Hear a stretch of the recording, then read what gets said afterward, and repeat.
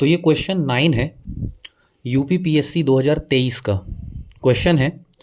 Explain the role of emotional intelligence for good governance and administration. सुशासन और प्रशासन के लिए संवेगात्मक बुद्धि की भूमिका की व्याख्या कीजिए। तो इसमें दो कंपोनेंट हैं, ठीक है। पहला कंपोनेंट है इमोशनल इंटेलिजेंस और दूसरा कंपोनेंट जिसके साथ इमोशनल इंटेलिजेंस को कनेक्ट किया है वो क्या है, एडमिनिस्ट्रेशन और गुड गवर्नेंस से, ठीक है। तो इसमें सबसे पहले ये समझना जरूरी है कि तीन चीजें हैं, उनमें डिफरेंस क्या है।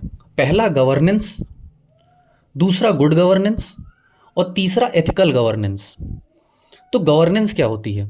Governance is just a process of decision making और इम्प्लीमेंटेशन, कि आपने कोई डिसीजन लिया और इम्प्लीमेंटेशन किया, तो वो एक तरीके से गवर्नेंस का पार्ट है। तो उसका एग्जांपल क्या है, जैसे कि सिटी म्यूनिसिपैलिटी हुई हमारी, नगर निगम, वो प्रॉपर्टी टैक्स कलेक्ट कर रही हैं। अब गुड गवर्नेंस क्या हुई? गुड गवर्नेंस में कुछ कंपोनेंट हैं वो इंक्लूड हो जाते हैं।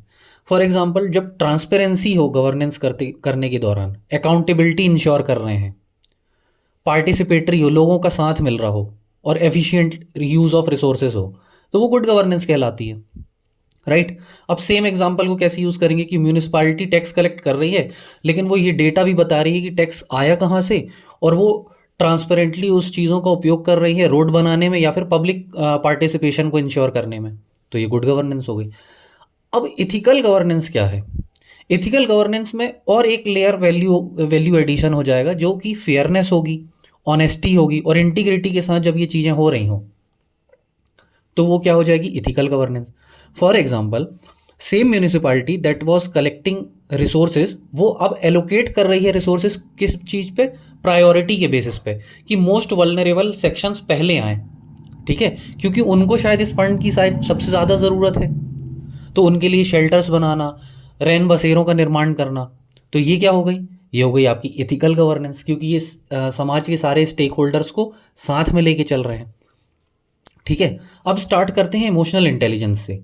तो इमोशनल इंटेलिजेंस क्या है? इमोशनल इंटेलिजेंस एक एबिलिटी होती है हमारी, जिसमें कि हम खुद के इमोशंस को रिकॉग्नाइज करते हैं, समझने की कोशिश करते हैं और मैनेज करने की कोशिश करते हैं।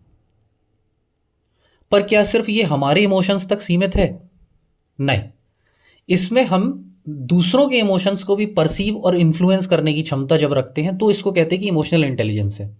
उदाहरण के तौर पे, जब दो लोगों के बीच में बहस हो रही हो या तेज बातचीत हो रही हो, और अगर दोनों लोग सेम पिच और टोन पे बात करें, तो क्या बात रिजॉल्व हो सकती है? नहीं हो सकती ना। जिस प्रकार आग को बुझाने के लिए फायर एक्सटिंग्विशर की ज़रूरत होती है, घी की नहीं, उसी प्रकार ऐसी कॉन्फ्लिक्टिंग सिचुएशंस को हैंडल करने के लिए हाई इमोशनल इंटेलिजेंस की ज़रूरत होती है, राइट। अब जैसे कि मैंने पिछले क्वेश्चन में एक बार बताया था कि डेनियल गोलमैन नाम के एक राइटर थे, उनने इमोशनल इंटेलिजेंस पे एक बुक लिखी थी। तो उनने इमोशनल इंटेलिजेंस के 5 कंपोनेंट बताए थे। कौन से हैं वो 5 कंपोनेंट? पहला है सेल्फ अवेयरनेस, कि हम खुद के बारे में अवेयर हैं, कि हमें कब गुस्सा आता है, कब हम ठीक ठाक होते हैं, इस तरीके से। दूसरा होता है सेल्फ रेगुलेशन, कि जब हमारे साथ ऐसा हो रहा है, ऐसे स्पाइक्स आ रहे हैं, तब हम अपने इमोशंस को कंट्रोल कैसे करते हैं, राइट।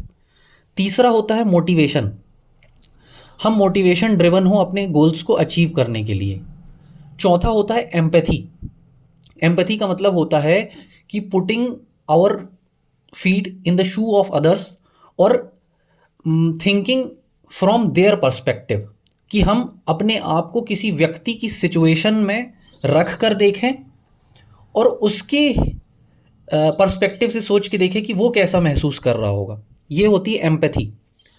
और पांचवा होता है सोशल स्किल्स, जिसमें कि हम हेल्दी रिलेशनशिप मेंटेन करके रखते हैं और कॉन्फ्लिक्ट की सिचुएशन को मैनेज करते हैं।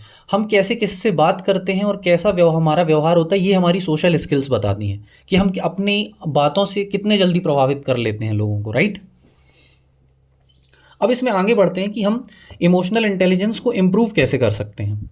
तो पहला होता है सेल्फ रिफ्लेक्शन। पहली बात तो हमें पता होना चाहिए कि हमारे साथ जो चीज़ें हो रही हैं वो हो क्यों रही हैं, स्ट्रेस आ क्यों रहा है, ठीक है। अगला होता है एम्पैथी एक्सरसाइजेस, कि सबसे बड़ी बात होती है, आपने सुना होगा कि पहले हम लोगों को सुने, हम लोग सिर्फ बताना बहुत कुछ चाहते हैं, लेकिन हम सुनना नहीं चाहते कि सामने वाला बात क्या कहना चाह रहा है। जब आप किसी को सुनोगे ही नहीं, तो आप समझ कैसे पाओगे कि वो किस परेशानी में है, और फिर आप उसको रिजॉल्व कैसे कर पाओगे, राइट। तो नॉन वर्बल क्यूज़ को भी समझने की हमें कोशिश करनी पड़ेगी। तो इसीलिए ब्यूरोक्रेट्स को बोला जाता है कि आप फील्ड विजिट करो, आप समझ के देखो कि लोगों की प्रॉब्लम्स क्या हैं। अगला है स्ट्रेस मैनेजमेंट टेक्निक्स। उसमें हम क्या करते हैं कि हम ब्रीदिंग एक्सरसाइज को कंट्रोल करते हैं। आपने देखा होगा कि गुस्से में एड्रेलिन रश होता है और हमारी ब्रीदिंग स्पीड तेज हो जाती है। तो ब्रीदिंग स्पीड तेज होगी तो हम कटाक्ष भी करेंगे, गलत शब्दों का इस्तेमाल भी करेंगे। लेकिन एट दैट टाइम हमें क्यों बोला जाता है कि डीप ब्रीथ करो। डीप ब्रीथ करने से क्या होता है, हम अपनी ब्रीदिंग को कंट्रोल कर रहे हैं और उससे स्ट्रेस मैनेजमेंट होगा। अगला क्या है, कम्युनिकेशन स्किल। आपको पता होना चाहिए कि आपकी पिच और टोन कैसी है। आपकी पिच और टोन सामने वाले को का रिस्पॉन्स कैसा होगा, ये उस पर डिपेंड करता है। तो पब्लिक स्पीकिंग प्रोग्राम्स कंडक्ट कराए जाते हैं ब्यूरोक्रेट्स के लिए या पब्लिक सर्वेंट्स के लिए, जिससे कि कॉन्फ्लिक्टिंग सिचुएशंस में वो सही तरीके से कम्युनिकेट कर पाएँ। अब मान लो कोई एक भीड़ है, वो रास्ते पे हुए एक्सीडेंट के प्रति वो रोष जता रही है, और अगर एक पब्लिक सर्वेंट उस सिचुएशन में भी अगर बहुत तेज बात करेंगे या गुस्से में बात करेंगे, तो हम तो भीड़ को और प्रोवोक कर रहे हैं कि वो कोई एक्सट्रीम एक्शन ले, बट ऐसा तो करना नहीं है, राइट। अब role of emotional intelligence in good governance and administration, जो कि क्वेश्चन में पूछा भी गया था, राइट। अब समझना कि रोल क्या होता है। रोल कैसा होता है कि जब कोई कॉन्फ्लिक्टिंग सिचुएशन, तो पहला पॉइंट क्या आएगा कि हम बेटर डिसीजन मेकिंग कर सकते हैं, काम एंड रेशनल रह सकते हैं ड्यूरिंग क्राइसिस। ठीक है, फॉर एग्जांपल 2008 का जब फाइनेंशियल क्राइसिस आया था वर्ल्ड में, उस समय बराक ओबामा ने किस तरीके से हैंडल किया होगा सिचुएशन को।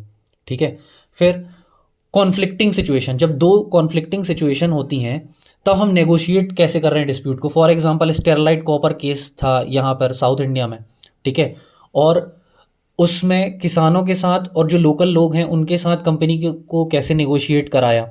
या फिर नेल्सन मंडेला ने कैसे एम्पैथी और फॉरगिवनेस के साथ साउथ अफ्रीका को पोस्ट अपार्थेड मूवमेंट से आगे बढ़ाया। ठीक है, फिर अगला क्या होता है कि मोटिवेटिंग टीम्स एंड वर्कफोर्स। जब हम में इमोशनल इंटेलिजेंस होती है, तब हम अपनी टीम को मोटिवेट कर पाते हैं और वर्कफोर्स को मोटिवेट कर पाते हैं। फॉर एग्जांपल कोई एक टफ टास्क है, फॉर एग्जांपल डिज़ास्टर मैनेजमेंट की टास्क है, जहां हमें कई गांवों को डूबने से बचाना है, लेकिन जो वर्कफोर्स है वो खुद डर रही है कि हमें हमारी जनधन की हानि हो जाएगी या हमें किसी चीज़ में नुकसान हो सकता है।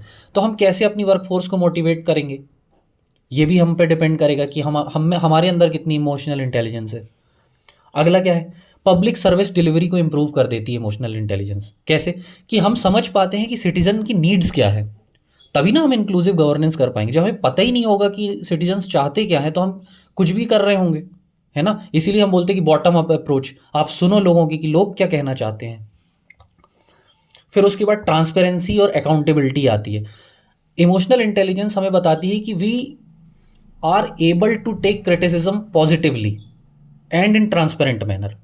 ठीक है, तो ये ट्रांसपेरेंसी लेके आएगी। फिर क्राइसिस मैनेजमेंट, कि हम क्राइसिस के फेस में भी कैसे कंपोज्ड रह सकते हैं और क्लियर गाइडेंस दे सकते हैं। फॉर एग्जांपल 1965 में पाकिस्तान के साथ वॉर हुई, या फिर जब हमारे यहाँ पे फूड क्राइसिस आया, तब हमारे प्रधानमंत्री जी ने कैसे किस प्रकार से उसको हैंडल किया, ये हमें बताता है कि हम क्राइसिस के फेस में कैसे रह सकते हैं। या फिर 1991 का फाइनेंशियल क्राइसिस जब आया, तो हम कितने ईजिली हमने मूव कर लिया वहाँ से और हमने लिबरलाइजेशन को पकड़ लिया।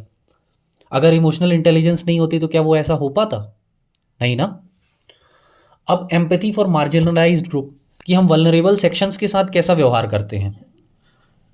कहावत है ना कि आप अपने से मजबूत व्यक्ति के साथ तो हमेशा पोलाइट रह सकते हो, ठीक है, पर असली परीक्षा तब है जब आप अपने से कमज़ोर लोगों के साथ पोलाइट रहो, तभी आपके कैरेक्टर की पहचान होगी, है ना। क्योंकि मजबूत आदमी तो अल्टीमेटली आपको झुका देगा।